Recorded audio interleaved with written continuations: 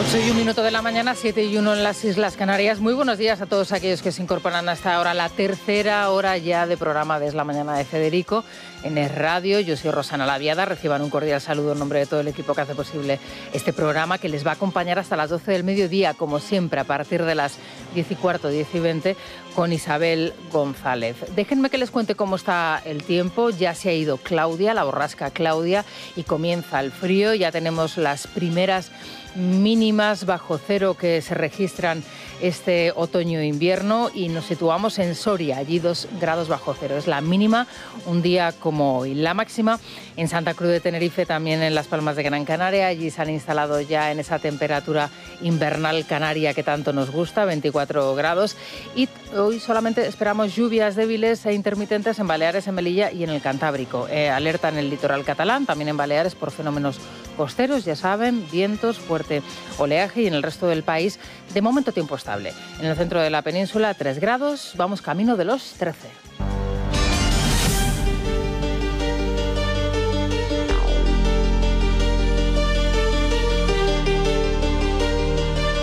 Y creo que nuestro país necesita hacer esta reflexión colectiva. De hecho, durante estos 5 días ya hemos comenzado a hacerla. Una reflexión colectiva que abra paso a la limpieza, a la regeneración, al juego limpio. Coincidiendo con el procesamiento de Begoña Gómez, recordarán todos ustedes, Pedro Sánchez abrió ese periodo de reflexión personal, un periodo de reflexión al que siguió ese periodo de reflexión colectivo, que le sirvió al presidente del Gobierno para averiguar quién estaba dispuesto de entre sus más allegados a quemarse con él en la hoguera. Necesitamos el mejor líder, al presidente más valiente, más enérgico, más decidido, y al Pedro más humano. Presidente, sí, merece la pena que ganen los buenos. Entre golpes de pecho de Montero y amagos de alegría, una tal Leire Díaz, la fontanera, organizaba quedadas con el empresario Pere Dolcet y con Santos Cerdán en Ferraz. ¡Manos arriba! ¡Esto es el PSOE! ¡Manos arriba! Vamos a dejarla hueco para que pase, porque si no vamos a estar fatal, ¿eh? Leire pasaba ayer por primera vez por los juzgados de Plaza de Castilla. Yo les hablaba a las 7 de la mañana de una imagen, de un retrato que lo dice absolutamente todo. Es la publicación hoy en la portada del diario El Mundo, una fotografía de Daniel González, donde se ve a Leire, parece que está entre el canto hondo y el lamento. La fontanera trata de abrirse camino entre los periodistas, y allí puede leerse una pancarta de fondo que dice: Leire, infórmate en Ferraz. Bueno, Leire no sé si se informaba en Ferraz. Lo que está claro y es evidente que después de todas las horas de grabaciones que hemos escuchado, la que informaba a Ferraz de lo que sucedía en el exterior era Leire, entre otros a Santos Cerdán. La fontanera, como les decía, ha pasado por primera vez ante un juez después de que hayamos escuchado esas largas y largas horas de conversaciones que fueron grabadas por el fiscal Estampa, que además se nota que es fiscal porque la lleva por el terreno de la conversación y del interrogatorio por donde él quiere y a él le interesa. A él le trataba de comprar, dice ahora que esas grabaciones, dice Leire, estaban manipuladas. Nada raro teniendo en cuenta que tiene un gran maestro en esto de tratar de anular las pruebas, como es el caso de su jefe más directo, Santos Cerdán. No ha querido saber qué es lo que yo sé, porque todo el mundo está inquieto. De lo que tú sabes. Claro, todo el mundo está muy inquieto. ¿A qué te refieres con todo el mundo? ¿Quién? ¿Por qué? O sea, tú, mira, si no te eres la mano derecha de Santos Cerdán. Sí. Y Santos Cerdán es el secretario de organización del partido. Sí. Pero soy una mano derecha que nunca va a aparecer en ninguno. Vale. Soy una mano derecha que nunca va a aparecer en ningún lado. La verdad es que cuando más escucho este corte de sonido, en donde el fiscal está empaleando un interrogatorio en toda regla y ella cae. Pero entonces tú eres la mano derecha de Santos Cerdán. Sí, sí. Entonces, pero la mano derecha, o sea, su mano derecha. Sí, sí, yo la mano derecha. Pero yo nunca voy a aparecer en los papeles. En fin, esta es Leire, esta es Leire. Es cierto que a Leire nos la quieren pintar como un personaje extravagante, un poco raruno, que tiene, bueno, pues ciertos tocs, ¿no? Digamos, y tics. En fin, bueno, no, esta señora es la fontanera de la cloaca socialista. El gobierno tiene un problema con la corrupción, es una corrupción endémica, lo mancha todo y a todos. Sin embargo, en el gobierno y en el Partido Socialista parece que no se dan cuenta, o mejor dicho, lo saben, pero prefieren mirar a otro lado. Vanessa Vallecillo, buenos días. Buenos días, Rosana. Y las últimas informaciones sobre la trama de Santos Cerdán apuntan a que la trama cobraba una comisión del 2% por cada contrato amañado. De esta manera llegaron a defraudar hasta 7 millones de euros con la adjudicación de obras públicas. Según ha trascendido, para mantener este negocio querían pactar con el Partido Nacionalista Vasco.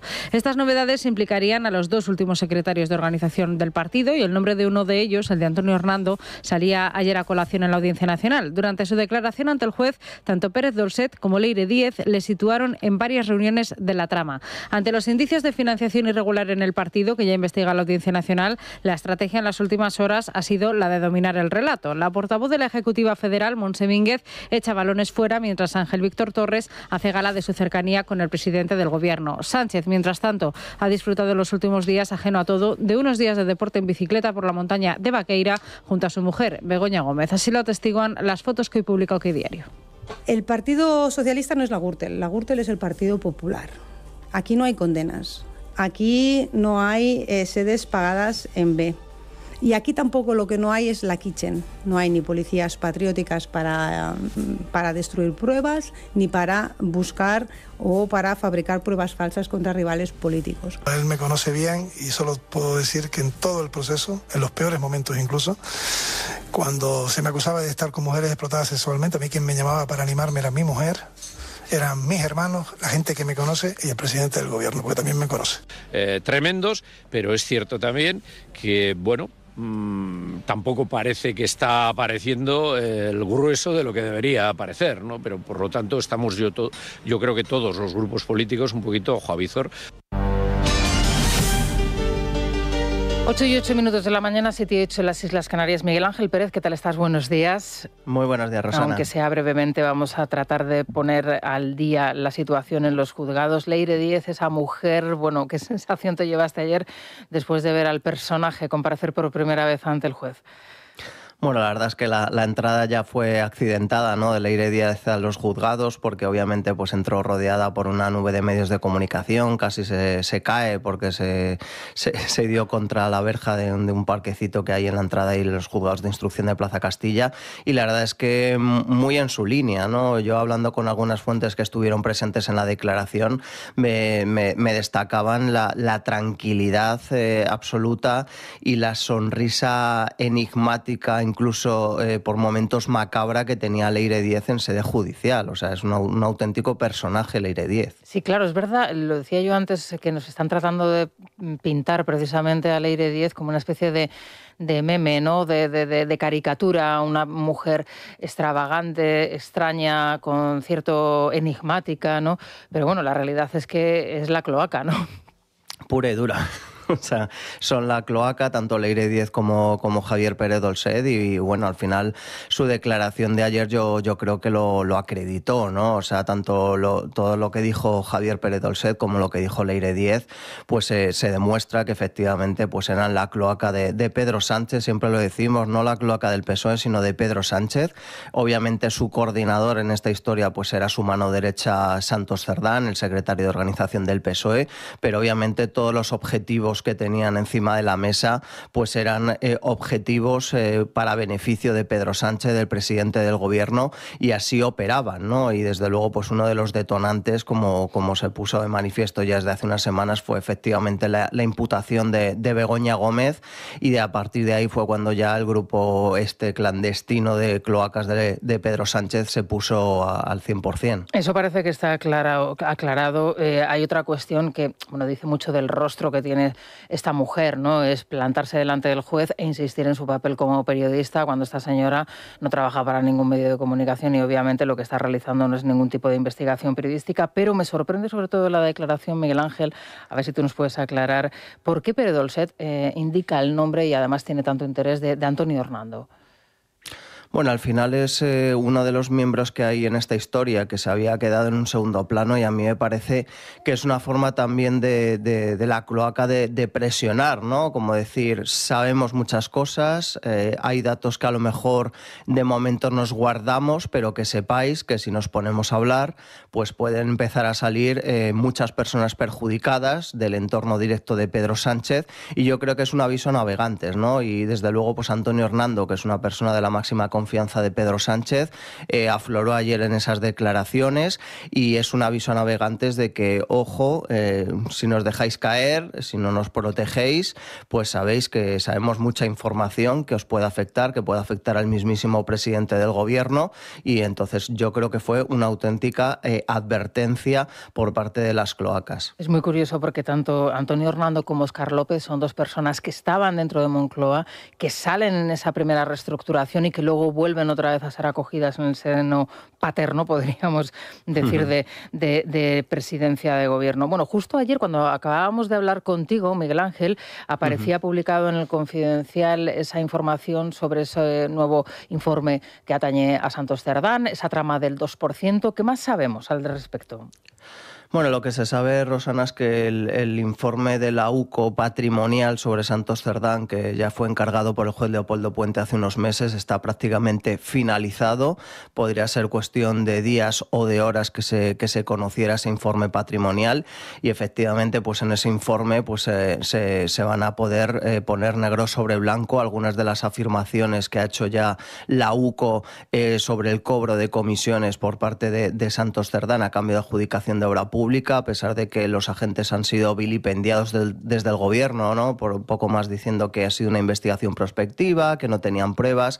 Bueno, pues en este informe de la UCO que está a punto de salir, se va a poder acreditar todo lo que ha dicho la Guardia Civil y va a ser un informe también contundente. Va a ser un informe contundente y ya te digo que es cuestión de poco tiempo que vea a la luz este último informe, que posiblemente también podría llegar aparejado pues otra decisión por parte del juez Leopoldo Puente, que es dejar en libertad ya a Santos Cerdán, porque hay un plazo máximo de 6 meses en función de los requisitos con los que ingresó en prisión provisional, que ya vencen próximamente, con lo cual yo creo que una vez se conozca este informe de la UCO, Leopoldo Puente pues podría incluso ya decretar la libertad provisional de Santos Cerdán. Claro, estamos hablando de un 2% en obra pública en País Vasco, Navarra.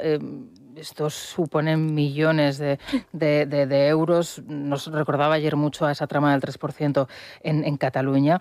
Claro, estaríamos hablando de muchísima cantidad de dinero. ¿Qué tipo de vida tenía Santos Cerdán antes de ingresar en prisión, siendo todavía el secretario general de los socialistas, Miguel? Bueno, la verdad es que el tema de Santos Cerdán siempre lo dijimos, ¿no? Primero había un primer informe que fue el que salió antes de verano, que no incluía, digamos, el patrimonio de Santos Cerdán porque oficialmente no estaba imputado en la causa, es decir, no se podía escudriñar su patrimonio, sus vehículos, sus propiedades. Obviamente ya en este informe, pues también partiendo del análisis de las cuentas bancarias, yo creo que vamos a tener una radiografía más aproximada de lo que es el patrimonio de Santos Cerdán, y yo creo que se va a confirmar otro extremo que ya adelantó Víctor de Aldama, es decir, lo de las comisiones no es nuevo, ya lo dijo Víctor de Aldama hace un año en su declaración, que aquí había pues unas comisiones que podrían situarse entre el 1 y el 2% que cobraban Santos Cerdán, Ábalos, Koldo, que una parte pues iba derivada del Partido Socialista. Esto ya lo contó hace un año Víctor de Aldama en sede judicial, y a raíz de la información que se está conociendo sobre ese informe de la UCO, pues se podría ya, digamos, acreditar eso que adelantó ya Víctor de Aldama, y desde luego que se pone cada vez la situación más complicada para Santos Cerdán. Precisamente en relación a este asunto habría que enmarcar también pues ese registro, ¿no?, en Acciona que hubo en los últimos días por parte de la UCO. Yo creo que era pues una forma de cerrar algunos flecos relacionados precisamente con estas adjudicaciones de obra pública a cambio de comisiones ilegales, y veremos a ver cuál es por dónde sale el gobierno, ¿no? Una vez se conozca obviamente pues este nuevo informe de la UCO, que promete también ser bastante contundente. Claro, y es importante sobre todo porque ya tenemos, digamos, la guía o el rastro del dinero, ¿no? Y en ese sentido, bueno, pues esto los puede conducir a los investigadores hacia el depósito del mismo, el origen y el depósito del mismo. Respecto a lo de Acciona, tú comentabas los registros que se produjeron la semana pasada, el viernes. ¿Se prevén acciones inmediatas contra la compañía? Bueno, ya dijo Leopoldo Puente, ¿no?, hace unos meses que efectivamente la investigación preveía que iba a haber posibles imputaciones de personas físicas y jurídicas, entre ellas, pues aparte del propio Partido Socialista, que yo creo que también es cuestión de tiempo en la Audiencia Nacional por parte del juez Moreno, pues efectivamente la otra rama es la de las empresas, ¿no? Y desde luego Acciona tiene todas las papeletas para acabar imputada en un breve periodo de tiempo. Posiblemente pues el juez Leopoldo Puente reciba ese informe de la UCO con los nuevos datos sobre esas comisiones ilegales y digamos que ahí ya sea pues el trampolín para imputar a Acciona y no sabemos si alguna empresa más. Por último, me gustaría preguntarte, no sé si has tenido ocasión de escuchar las declaraciones de Ángel Víctor Torres en la cadena SER, exponiendo, digamos, esa inteligencia emocional del presidente del Gobierno, esa capacidad de empatía que el presidente del Gobierno tuvo con él cuando estaba atravesando los peores momentos, cuando, y vuelve otra vez a insistir, se le vinculaban con relaciones con señoritas de compañía y prostitutas, ¿no? A mí me llama poderosamente la atención, ¿no?, que el ministro siga insistiendo para, digamos, exculparse o blanquearse a sí mismo en la versión, digamos, de la rama prostitucional de los miembros del Partido Socialista, que en su caso, en ese informe de la UCO, no aparece, ¿no?, cuando ignora el resto de lo que acontece en esas 300 páginas del informe. Es una estrategia, claramente, porque efectivamente ya lo que nos cuenta ese informe, lo que ve la luz en ese informe es que hay un presunto tráfico de influencias enorme por parte de Ángel Víctor Torres, ¿no? Totalmente pues estaba enquistado en esa trama corrupta el propio Ángel Víctor Torres desde antes de convertirse en ministro, como pues gracias a sus relaciones con Koldo y Ábalos, oye, casualmente acaba siendo ministro, como es partícipe en esos negocios exigiendo que se pague cuanto antes a la empresa de la trama corrupta para él pues posiblemente recibir algo a cambio, y todo eso son indicios más que potentes que podrían llevar a su imputación, y yo creo que desde luego va a ser clave la declaración ya no de Koldo García, porque Koldo García pues cada vez que es citado suele guardar silencio, niega todo, pero sí la de Víctor de Aldama, que va a ser pues ya la semana que viene, va a ser la semana que viene la declaración de Aldama, y yo creo que en función de lo que diga Aldama y teniendo ese informe de la UCO, pues la verdad es que se origina un horizonte muy complicado para Ángel Víctor Torres, y es normal que él esté ahora pues desviando la atención hacia el tema de las mujeres, porque eso es verdad que no se toca en este último informe, pero sí que se toca pues toda su lo que adelantamos en Libertad Digital hace más de un mes, es decir, que él estaba empeñado en contratar a la empresa de la trama corrupta, y pese a la oposición de muchos funcionarios canarios que no veían que se dieran las condiciones para contratar a esa empresa, y Ángel Víctor Torres estaba especialmente empeñado y estaba además en conexión directa tanto con Koldo García como con Víctor de Aldama. Y si no, como era, te empujo hacia arriba o te tiro hacia arriba. O... Sí, efectivamente. En fin, Miguel Ángel, muchísimas gracias por aclararnos, por poner, digamos, orden en todo este caos informativo que tenemos, porque es complicado, ¿eh? Es un laberinto complicado de seguir, y tú nos sirves de guía siempre. Muchas gracias. Un abrazo, Rosana. En Es la Mañana de Federico, la República de los Tontos, con Santiago González. Eres tonto, muchacho. Queridísimo y admirado Santiago González, ¿qué tal estás? Buenos días. Muy buenos días, mi querida Rosana. Pues mira, lo vamos llevando, que no es poco. Vamos al lío.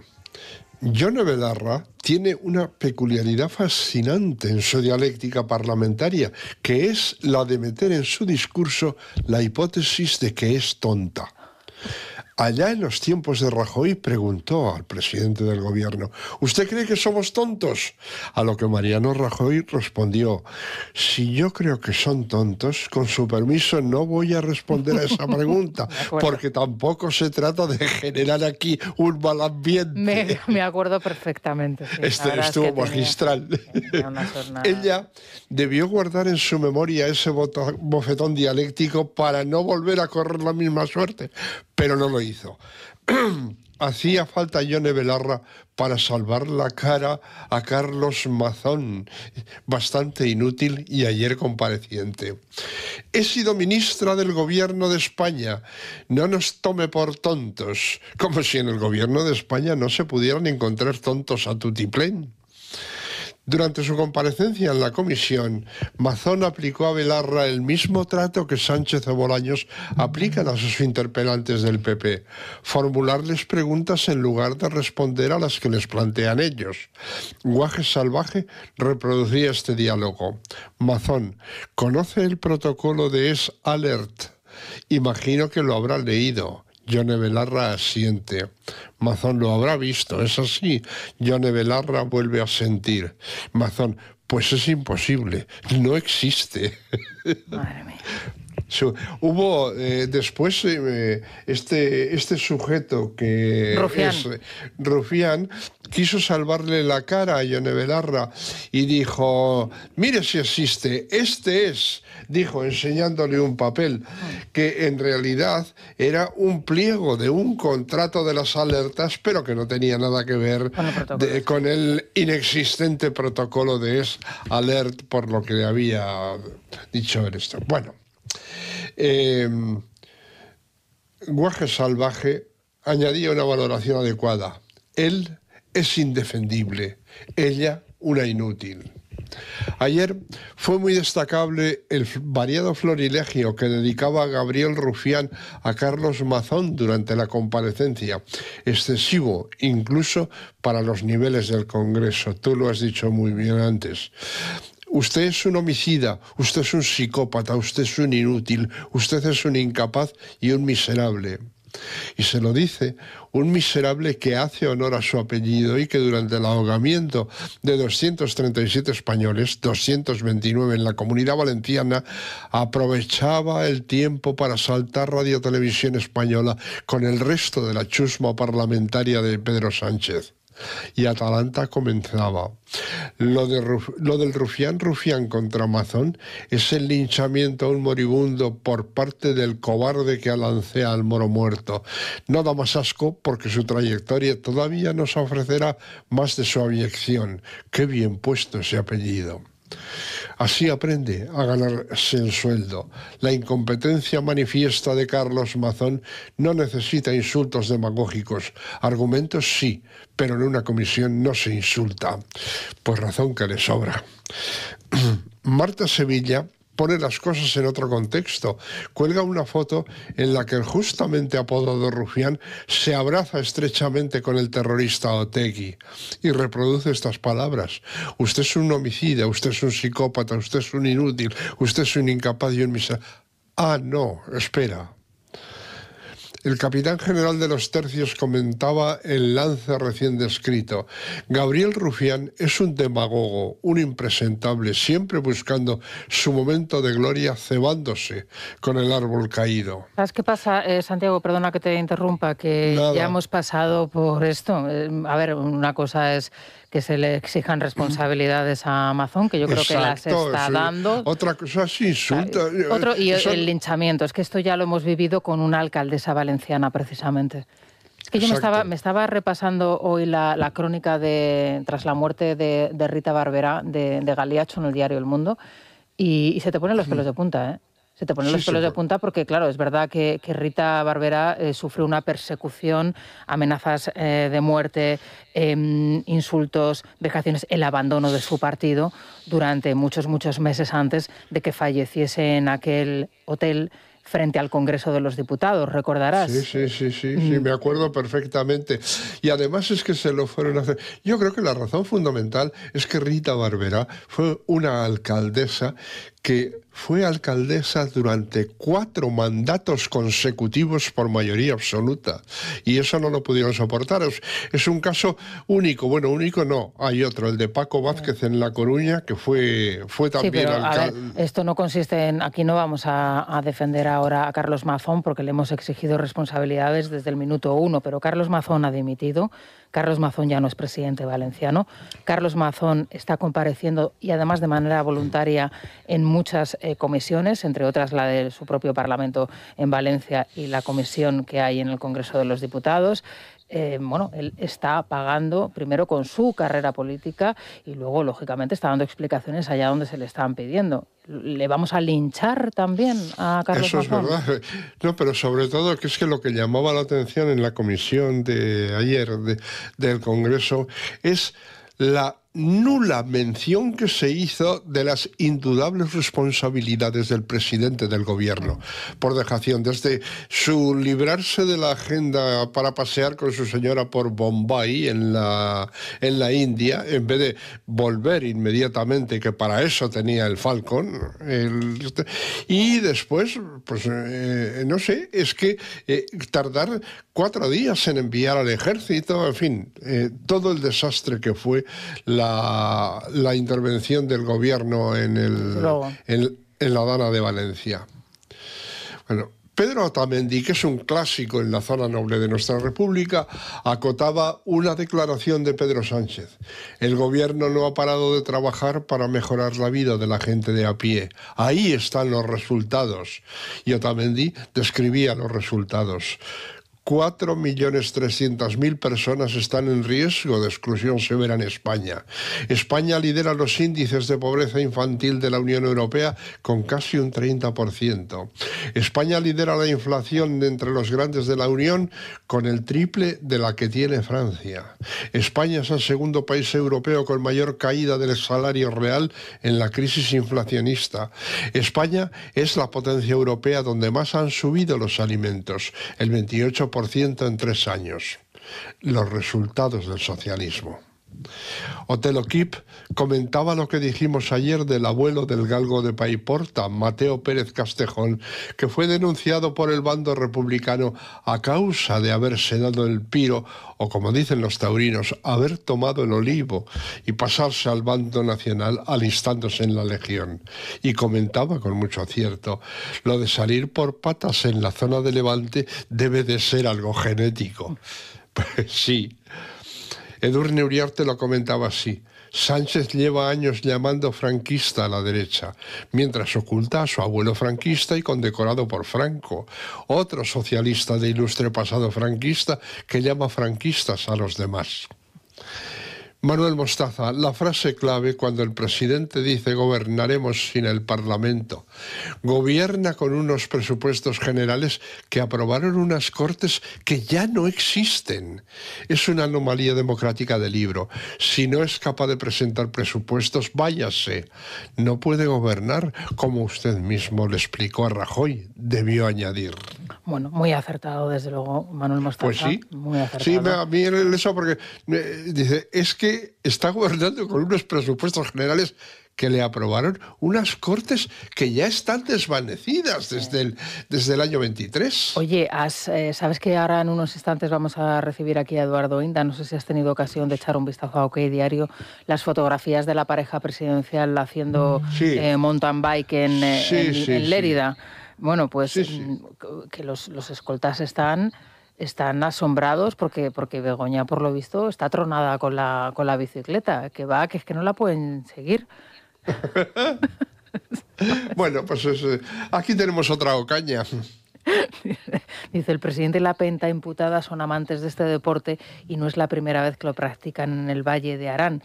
Pedro Sánchez y Begoña acuden a Andorra al Campeonato del Mundo de Mountain Bike, es verdad, sí. ¿Te acuerdas que les pilló también la misma publicación? Sí. Bueno, pues el caso es que los escoltas del presidente del gobierno preparan sus bicis muy temprano por la mañana para salir a hacer los descensos por el bike park de la zona y para pillar a Begoña se las ven y se las desean. Bueno, mucho cuidado, que las bicicletas también son peligrosas, ¿eh? Sí, las carga el diablo. Sí, las bicicletas las puede cargar el diablo, efectivamente. En fin, vamos a tomarnos un Ibudol. Santiago, muchísimas gracias, que pases un buen día. A ti, lo mismo. Hasta mañana. ¿Dolor de cabeza? ¿Dolor muscular? Con Ibudol cápsulas blandas con ibuprofeno, despídete del dolor rápidamente. Ibudol, medicamento sin receta para adultos y niños a partir de 12 años. También formato bebible en stick pack. Ibudol, al dolor ni agua. Tenía que ser de Kern Pharma. Lee las instrucciones de este medicamento y consulta al farmacéutico. Es La Mañana de Federico. Es radio. Silvia Remiro, buenos días otra vez. Buenos días de nuevo, Bueno, Rosana. tenemos muchas preguntas para los oyentes, muchas cuestiones de las que quieren opinar. ¿Hoy qué les has planteado? Pues estábamos comentando, y estabas ahora comentando también con Santiago, lo que ocurrió ayer en el Congreso de los Diputados, esa comisión por la Dana, la comparecencia de Carlos Mazón, con intervenciones más que cuestionables como la de Gabriel Rufián, insultos, linchamiento, podríamos decir. Queremos preguntar a los oyentes si creen que debería cambiarse el reglamento para evitar pues bochornos como el que vivimos ayer, si habría que poner algún tipo de límite a los diputados y senadores. Y mientras esto sucedía dentro... Bueno, Rosa, ahí estaba la presidenta de esa comisión, ¿no? Que es una señora diputada socialista. No se la vio muy interesada en... No, se la vio muy interesada en cortar el micrófono, por ejemplo. Efectivamente. Bueno, pues te comentaba, mientras esto sucedía dentro, fuera también del Congreso de los Diputados había...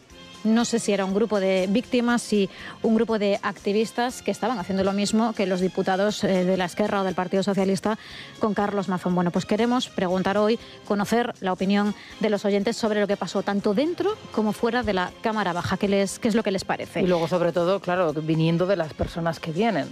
Claro, que un señor que se llama Gabriel Rufián esté dando lecciones de moral y de ética a Carlos Mazón, bueno, pues resulta por lo menos sorprendente, ¿no? O, por ejemplo, el diputado del PSOE que tiene en sus filas al presidente de la Generalidad, Salvador Illa, responsable de lo que ocurrió durante la pandemia. Y nunca se le tachó ni de homicida, ni de asesino, ni se le pidió prisión. Bueno, o una diputada, que es la señora Merchez Purúa, a la que los periodistas parlamentarios en el Congreso le dan los premios como la diputada revelación, cuando es la que ponía, digamos, el blanco en la diana en la prensa proetarra, en la prensa etarra, cuando la banda terrorista ETA ejecutaba a esas personas a las que ponían la diana Merchez Purúa. Efectivamente. Claro, eso... Pues será interesante, seguro, escuchar lo que nos tengan que decir los oyentes al filo de las 10 de la mañana. Teléfono 648 91 92 60 y nuestra cuenta de Instagram, @lamanana de FJL. Muy bien, vamos a hacer una pausa y enseguida comienza ya la tertulia. Es la mañana. Es radio.